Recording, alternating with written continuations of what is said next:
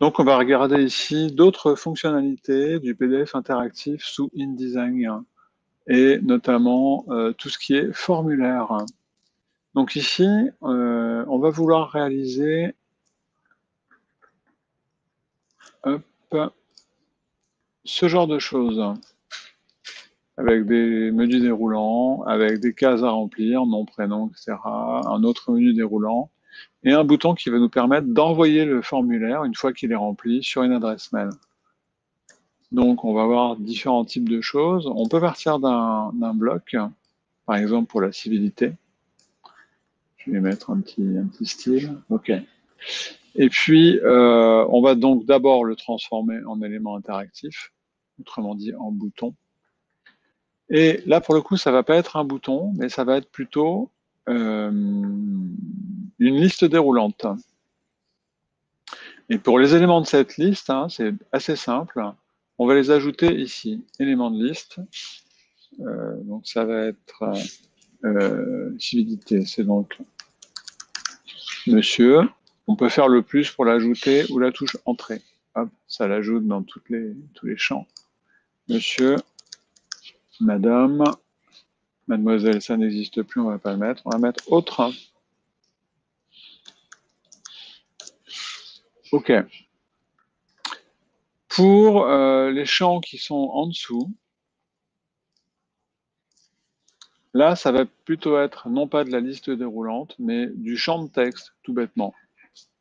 Voilà, du champ de texte, ça veut dire qu'on va pouvoir venir le remplir librement. Donc ça va être ça pour tout cela. OK. Et puis pour celui-là, c'est les différents types de projets, hein, c'est ce qu'on demande dans cet exercice. Donc là, ça va être plutôt une liste déroulante. Et du coup, on va venir supprimer ceux qui sont déjà là. Alors, je ne sais plus ce qu'on demande, mais je crois que c'est projet web, projet print, multimédia et autres, je crois. OK. Et puis, on va rendre tous ces éléments obligatoires. C'est-à-dire que s'ils ne sont pas remplis, la personne qui reçoit, enfin, qui veut envoyer le formulaire, ne pourra pas cliquer sur, enfin, il pourra cliquer sur envoyer, mais il aura un message d'alerte. Et lui, il n'est pas configuré, donc c'est aussi un champ de texte et qu'on va aussi rendre obligatoire. Vous voyez qu'à chaque fois, on peut aussi gérer la typo. Là, par défaut, ça va se mettre en mignon pro, mais je pourrais lui mettre autre chose. Et puis pour ce champ envoyé, alors on pourrait faire une chose qui serait un bloc de texte où on dirait envoyer le formulaire. OK.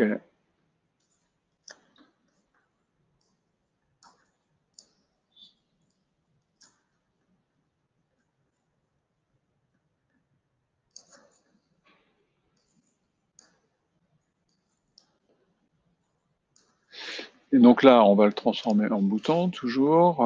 Et on pourrait juste lui dire que c'est un bouton et qui aurait pour action de soumettre le formulaire. Donc de l'envoyer sur une adresse mail. Du coup, il nous propose un URL. Et là, il va falloir mettre le mail auquel je veux que ce formulaire soit envoyé, avec un petit bout de code avant, petit bout de code tout simple, qui est mailto, M-A-I-L-T-O, et l'adresse mail,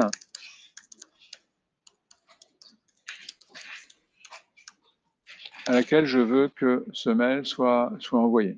Comme c'est un bouton, je peux bien sûr lui mettre toujours un état de survol, et puis un autre état une fois qu'il est cliqué.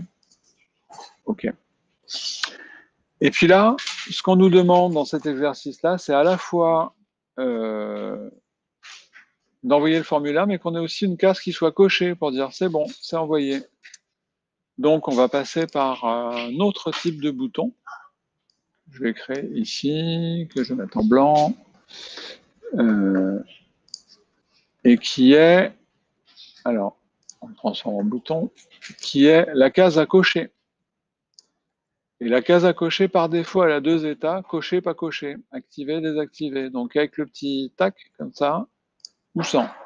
Ça, c'est une chose. Et on peut, de la même façon, lui ajouter euh, une fonction qui va donc être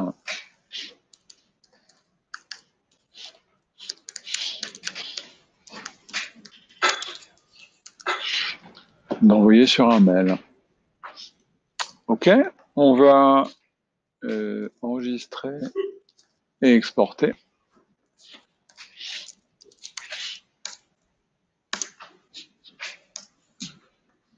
Et on va aller vérifier tout ça.